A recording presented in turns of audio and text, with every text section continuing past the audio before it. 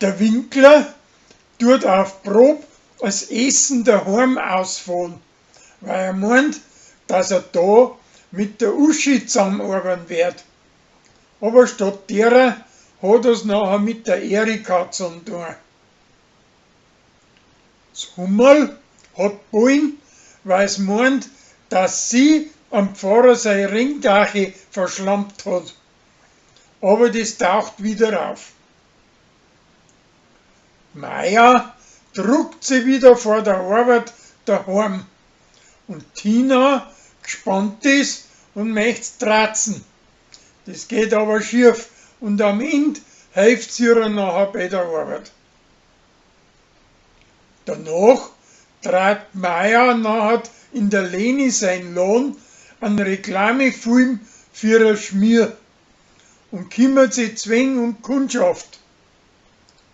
Da kriegt's Anstand von der Leni, aber danach werden's wieder gut miteinander.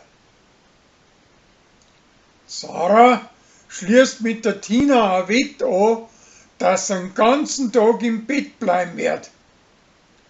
Das hält's nachher nicht durch und schleicht sich heimlich davon, aber die andere kommt da dahinter.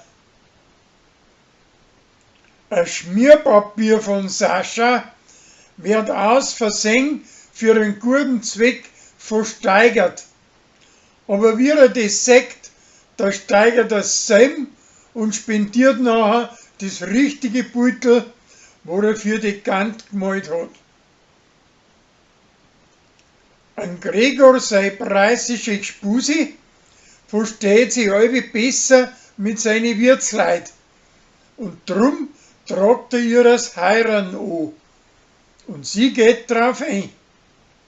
Schließlich ist ihr auch recht, dass in sein Wirtshaus geheiratet wird. Aber er möchte viel mehr Leute dazu einladen als wir sie.